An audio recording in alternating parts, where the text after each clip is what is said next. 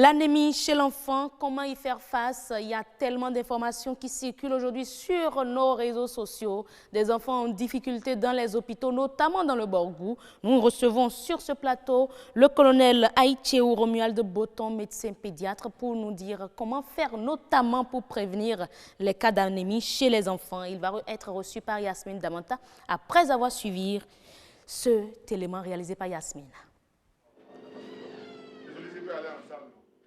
Dès que les enfants naissent, parfois même avant de naître, ils sont déjà anémiés. Et toute l'année, toute la période de l'année, vous avez des plaintes d'anémie. Mais sur la période des saisons des pluies, où on a le parasite du paludisme, rentre dans les globules rouges, les détruisent et cause l'anémie. Donc on a une anémie hémolytique liée au paludisme de avril à août. Mais sur un fond d'anémie nutritionnelle carencée toute l'année, les enfants béninois sont carencés. Les études qui ont été faites montrent que 70% de nos enfants sont anémiés. En moyenne, un tiers des enfants, voire 2 tiers, ont un problème d'anémie lié à leur nutrition.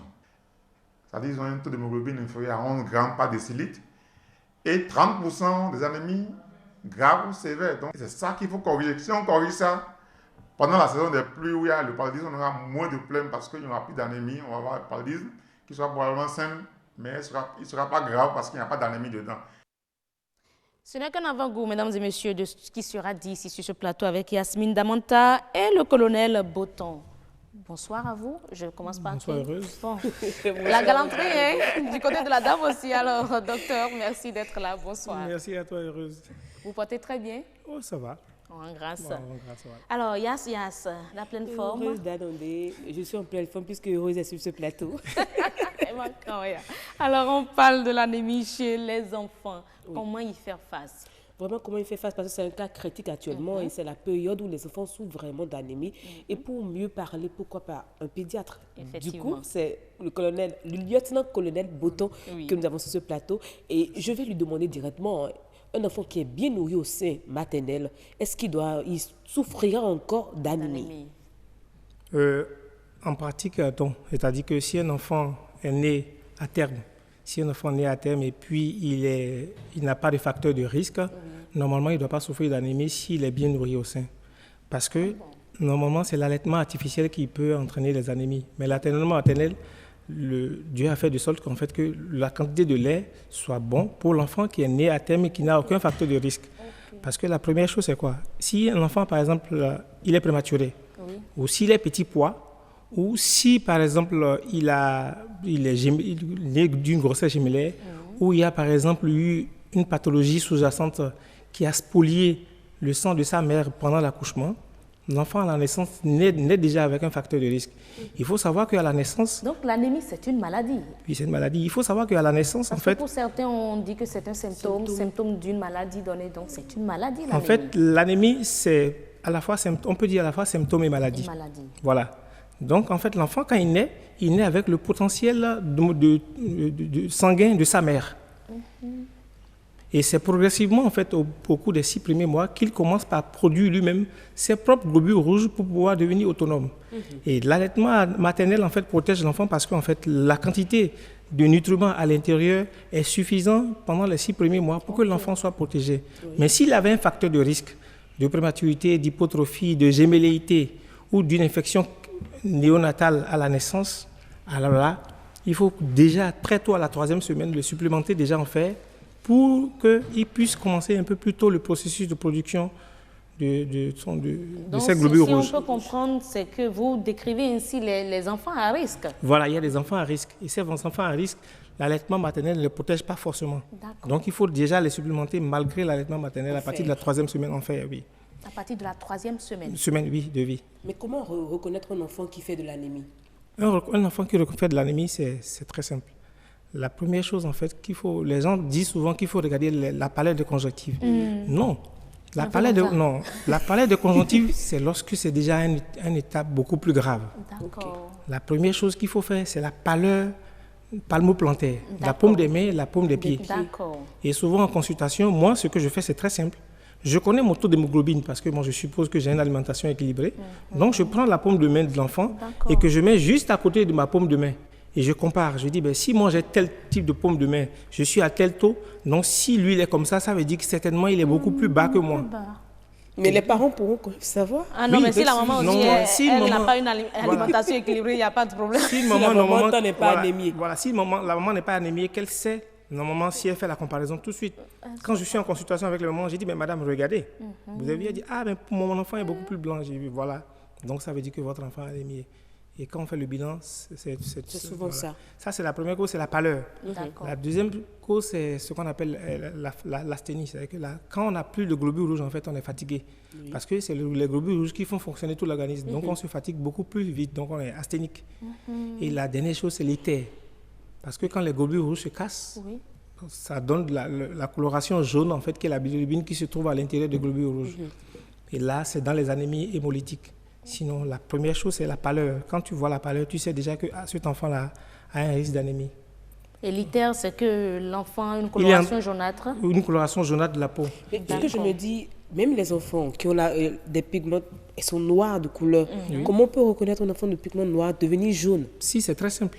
Chien nouveau-né, par exemple, c'est très simple. Il suffit seulement de prendre la main, d'appuyer sur la peau, et vous allez voir au moment où vous lâchez, vous allez voir la coloration jaune apparaître tout naturellement. Mais quand on est déjà noir comme ça, nous, on ne peut pas. Franchement, il faut essayer sur soi-même. L'ITER des adultes se reconnaît beaucoup plus dans les yeux. Les yeux sont jaunes, oui. Chez les adultes, c'est vrai, on rencontre de ces jeunes personnes qui voilà, ont les yeux jaunes flamboyants, comme voilà, exact, jaune soleil. Oui. Voilà, avec la paume de main aussi qui est jaune soleil. Oui. Exactement. Ça, c'est beaucoup. Mais chez les enfants, sur la peau, le bébé, vous appuyez simplement et vous allez, au moment de relâcher, vous allez voir ça, c'est jaune. Voilà. Mais non, d'après le docteur Alao, la plupart de ces enfants qui souffrent d'anémie ont une carence en vitamines. Vous confirmez? Oui, pas seulement en vitamines, mais une carence nutritionnelle en fait. Surtout les enfants béninois, comme il a dit. C'est pas les enfants béninois. Bon, parce que j'étais sur le site de l'OMS il y a quelques instants, ils ont dit 2 millions d'enfants. 2 millions d'enfants, ça c'est juste en termes de chiffres. Mais en termes de pourcentage, c'est beaucoup plus en Afrique. Je n'ai pas pas seulement compris. en Afrique, en Afrique subsaharienne. Précisément même. Oui, en Afrique subsaharienne. Tout simplement parce que, comme je le dis souvent aux patients, nous avons hérité en fait de parents qui ont un régime alimentaire à base de glucides. Parce que nos aïeux en fait faisaient beaucoup plus la pêche, la chasse et la cueillette. Donc, c'est des activités qui nécessitent beaucoup plus de sport. C'est pour ça beaucoup plus d'activités physiques. Donc, nos parents, quand ils rentrent, ils mangent bien, ils mangent lourd pour pouvoir en fait aller continuer l'activité le lendemain matin parce que ça nécessite des muscles. Et pour pouvoir avoir des muscles, vous allez voir tous les grands sportifs, ils ont par exemple en pleine compétition, on leur prépare beaucoup de macaroni parce qu'on sait qu'ils vont dépenser beaucoup d'énergie. Mais quand vous demandez à une maman béninoise, qu'est-ce que votre enfant a mangé? La pâte. Heureuse qu'est-ce le que riz, votre enfant a mangé. Elle ne va jamais vous dire il a mangé du poisson ou bien je lui ai donné un jaune d'œuf. Non. Ou bien je lui ai donné de la viande. Non. Elle ne vous dira pas ça. Je l'ai dit il y a juste quelques jours sur ce plateau. Chez nous en Afrique, mais c'est pas... C'est dommage. Non, c'est pas dommage. C'est notre héritage culturel. Mais avec le temps, nous nous sommes sédentarisés. On fait des activités qui nécessitent moins de force. Et donc, du coup, on a continué en fait de continuer dans ce régime-là. Et donc, c'est le moment en fait de commencer par corriger pour dire il faut avoir une alimentation beaucoup plus équilibrée parce qu'en fait, on ne fait plus d'activité de force. C'est pour ça. Alimentation équilibrée chez les enfants, qu'est-ce qui est recommandé? La chose la plus importante en fait en matière d'alimentation chez l'enfant, c'est les protéines. Ok. Les protéines, il faut toujours le dire, et on peut les retrouver dans quoi? Dans du poisson, de la viande, le jaune d'œuf et le haricot. D'accord. Je racontais une histoire tout à l'heure, j'ai dit l'enfant de la vendeuse de haricots est mieux nourri que par exemple l'enfant du ministre. Que l'enfant du ministre qui va passer son temps à manger des hamburgers, des shawarma, des pizzas, alors que la vendeuse de haricots, son enfant ne va manger que de haricots. Si ce n'est pas varié, même si ce n'est pas varié, il est bien nourri parce qu'il est riche en protéines. Et c'est ensuite les glucides viennent pour pouvoir construire et les lipides en fait pour pouvoir consolider. Donc c'est les protéines en fait qui sont le plus important en phase de croissance. Parce que les protéines en fait c'est les aliments de construction. Donc en phase de croissance, on a besoin de beaucoup plus de protéines que de glucides. Voilà. Mais bon, moi, j'ai quand même envie de savoir, hein, comme je l'ai dit à l'entame, on aimerait avoir assez d'astuces pour prévenir l'anémie. Il y a tellement de cas critiques actuellement. Comment prévenir la chose? Vous en venez à ma question. Hein. D'aucuns recommandent même de prendre du fer pour prévenir l'anémie chez l'enfant. D'accord. Moi, je vais d'abord parler des petites astuces chez les mamans. Parce qu'on a plein de repas qui sont riches en fer, comme vous le dites, et aussi en protéines. Oui. Déjà les aliments. Déjà les aliments, oui, même pas les médicaments. Déjà les aliments. Les grains de baobab. Le hafiti. Oui. Le hafiti. Notre hafiti d'Abomey. Oui, notre hafiti d'Abomey, là, oui. C'est riche en protéines. Le grain de baobab, le grain de baobab, là. Oui, c'est très riche en protéines. Et donc, souvent, je dis aux mamans, si vous voulez faire de la bouillie, il faut gratter le grain de baobab. Vous faites la bouillie et vous mettez un peu de grain de baobab dans la bouillie de votre enfant. Ok. D'accord. Les petits poissons, le doevi, oui. Que tout le monde néglige. Vous pilez bien le doevi, vous faites la soupe à votre enfant. Et dans cette soupe, en plus du poisson qu'il a normalement, vous puisez la poudre de doevi que vous mettez dans la soupe.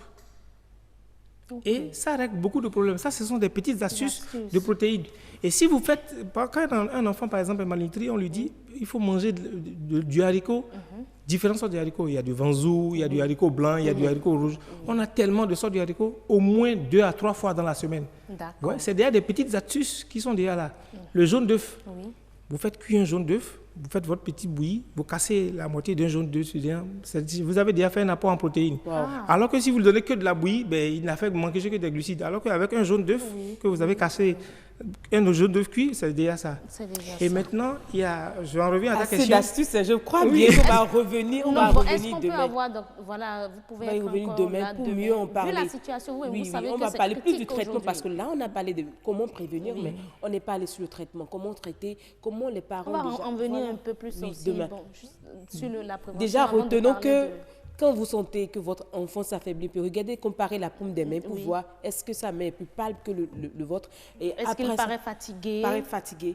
Et après cela, lui donner une alimentation riche en protéines. En protéines, voilà. D'accord, franchement, docteur, l'idéal, c'est que vous soyez là demain.